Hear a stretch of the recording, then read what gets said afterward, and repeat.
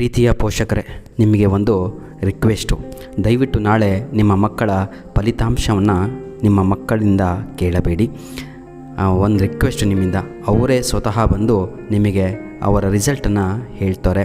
ಯಾವುದೇ ರೀತಿಯಾದಂತಹ ತಾವು ಅವರ ಮೇಲೆ ಪ್ರೆಷರ್ ಹಾಕಬೇಡಿ, ಹೋಗಿ ರಿಸಲ್ಟ್ ನೋಡ್ಬಾ ಅಂತ ಅವಶ್ಯಕತೆ ಇಲ್ಲ.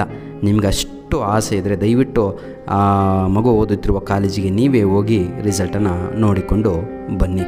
ಅಥವಾ ನಿಮ್ಮ ಜೊತೆಯಲ್ಲಿ ಹಾಲ್ ಟಿಕೆಟ್ ಇದ್ದರೆ ಅದರ ಮೇಲೆ ರಿಜಿಸ್ಟರ್ ನಂಬರ್ ಅಷ್ಟೇ ಸಾಕು, ನಿಮ್ಮ ಮೊಬೈಲಲ್ಲೇ ನೀವೇ ಚೆಕ್ ಮಾಡಿಕೊಳ್ಳಬಹುದು. ಫೇಲ್ ಆಗಿದ್ದಾನೆ ಅಥವಾ ಕಡಿಮೆ ಅಂಕಗಳನ್ನು ತೆಗೆದುಕೊಂಡಿದ್ದಾನೆ ಅಂದ್ಬಿಟ್ಟು ಯಾವುದೇ ರೀತಿಯಾದಂಥ ಮಗುಗೆ ಬೈಯುವ ಅವಶ್ಯಕತೆ ತಾವುಗಳು ಇಲ್ಲ. ಯಾಕೆಂದರೆ ನಿಮ್ಮ ಮಕ್ಕಳು ನಿಮ್ಮವಲ್ಲ. Your children are not your children ಅಂತ ಒಂದು ಪಾಠವೇ ಇದೆ ದ್ವಿತೀಯ PUC ವಿದ್ಯಾರ್ಥಿಗಳಿಗೆ. ಹಾಗಾಗಿ ನನ್ನ ಪ್ರೀತಿಯ ಪೋಷಕರೇ, ಮಕ್ಕಳು ಹಾಗಿದ್ರೆ ಯಾರ್ದು ಅಂತ ತಾವುಗಳು ನನಗೆ ಕೇಳೋದಾದರೆ, ಒಬ್ಬ ಇಂಗ್ಲೀಷ್ ಶಿಕ್ಷಕನಾಗಿ ಪಾಠ ನಾನು ಅವ್ರಿಗೆ ಮಾಡಿದ್ದೀನಲ್ವ, ಅದನ್ನೇ ನಾನು ನಿಮಗೆ ಹೇಳುವಂಥದ್ದು. ಅವರು ದೇವರ ವತಿಯಿಂದ ಬಂದವರು. ಅವರು ದೇವರು ನಿಮಗೆ ಕೊಟ್ಟಿರುವಂಥ ಒಂದು ಗಿಫ್ಟು.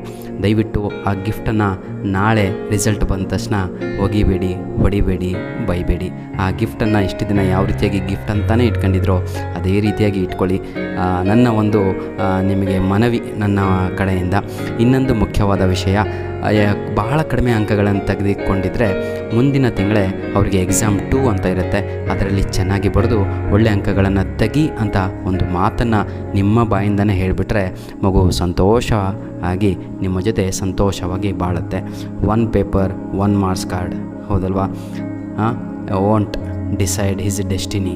ಅವನ ಜೀವನ ನಿರ್ಧಾರ ಒಂದು ಪೇಪರ್ನಿಂದ ಆಗತ್ತೆ ಅನ್ನೋದಾದರೆ, ಇವತ್ತು ನಮ್ಮ ಪ್ರಧಾನಮಂತ್ರಿ ಯಾರು ಅಂತ ನೋಡಿ. ಇವತ್ತು ನಮ್ಮ ಭಾರತದ ಇತಿಹಾಸ ಸೃಷ್ಟಿಸಿದಂತಹ ಒಬ್ಬ ಕ್ರಿಕೆಟ್ ಆಟಗಾರ ಯಾರು ಗೊತ್ತಾ? ಸಚಿನ್ ತೆಂಡೂಲ್ಕರ್. ಅವರು ಎಷ್ಟು ಓದಿದ್ದಾರೆ ಅಂತ ಕೇಳಿ. ಭಾರತದ ಅತಿ ಶ್ರೀಮಂತ ವ್ಯಕ್ತಿಯಾದಂತಹ ಅಂಬಾನಿ ಏನು ಓದಿದ್ದಾರೆ ಎಲ್ಲ ಕೇಳಿ.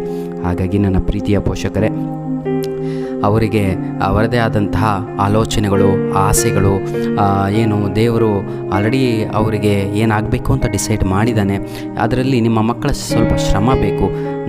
ನಿಮಗೆ ಬೇಸರ ಆಗುತ್ತೆ, ನನಗೆ ಚೆನ್ನಾಗಿ ಗೊತ್ತು. ಈವನ್ ಹೌದಲ್ವಾ, ನನಗೂ ಕೂಡ ಬೇಸರ ಆಗುತ್ತೆ ಮಕ್ಕಳು ಬಹಳ ಕಡಿಮೆ ಅಂಕಗಳು ತಗೊಂಡ್ರೆ. ಒಬ್ಬ ಶಿಕ್ಷಕನಾಗಿ ನನ್ನ ಕಾಲೇಜಿನಲ್ಲಿ ಯಾರಾದರೂ ಫೇಲ್ ಆಗಿಬಿಟ್ರೆ, ಈಗ ಫೇಲ್ ಅಂತ ಕಾನ್ಸೆಪ್ಟೇ ಇಲ್ಲ ಸರ್, ನಾಟ್ ಪಾಸ್ ಅಂತ. ನಾಟ್ ಪಾಸ್ ಅಂದರೆ ಅರ್ಥವೇನು ಅಂದರೆ ಫೇಲ್ ಅಂತ ಅಲ್ಲ, ಆಯಿತಾ? ಇನ್ನೊಂದು ಅಟೆಂಪ್ಟಲ್ಲಿ ಅವರಿಗೆ 3 ಅಟೆಂಪ್ಟನ್ನು ಗೌರ್ಮೆಂಟ್ ವತಿಯಿಂದನೇ ಕೊಡಲಾಗಿದೆ, ನಮ್ಮ PUC ಬೋರ್ಡ್ ವತಿಯಿಂದ. ಹಾಗಾಗಿ ನೀವು ಅವರಿಗೆ ಬೈಲಿಕ್ಕೆ ನಮಗೆ ಹಕ್ಕೇ ಇಲ್ಲ. We don't have any right, ಆಯಿತಾ? ಹಾಗಾಗಿ ಅವ್ರಿಗೆ ಎಕ್ಸಾಮ್ 2 ಅಂತ ಇದೆ.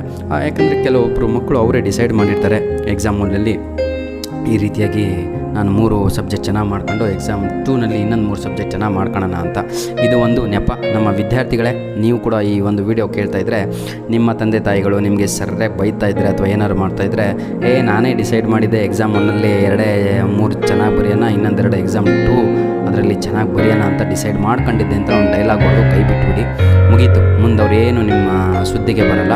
ಪೋಷಕರಾದವರು ಅಷ್ಟೇ, ನಿಮ್ಮ ಮಗು ಈ ರೀತಿಯಾಗಿ ಡಿಸೈಡ್ ಮಾಡ್ಕೊಂಡಿದೆ ಅಂದ್ಬಿಟ್ಟು ತಾವುಗಳು ಸುಮ್ಮನಾಗ್ಬಿಡಿ. ಅವ್ರು ಮಾಡ್ತಾರೆ, ಆಯಿತಾ? ಈ ಜನ್ರೇಷನ್ನು ಅಂತಿಂಥದ್ದಲ್ಲ, ಎಲ್ಲದೂ ಕೂಡ ಮಾಡುತ್ತೆ ಅಂತ ಹೇಳ್ತಾ ವಿಡಿಯೋನ ಇಲ್ಲಿಗೆ ಮುಗಿಸ್ತಾ ಇದ್ದೇನೆ. ಧನ್ಯವಾದಗಳು. ಮತ್ತೊಮ್ಮೆ ನನ್ನ ಮನವಿ, ದಯವಿಟ್ಟು ನಿಮ್ಮ ಮಕ್ಕಳಿಗೆ ಚೆನ್ನಾಗಿ ನೋಡ್ಕೊಳ್ಳಿ. They are the gift from the god, ಆಯಿತಾ? ಅವರು ಜೀವಂತವಾಗಿರೋದೇ ಮೇಲು ಸರ್. ನಿಮ್ಮ ಮುಂದೆ ಇದ್ದಾರಲ್ವ ಅಷ್ಟೇ ಸಾಕು.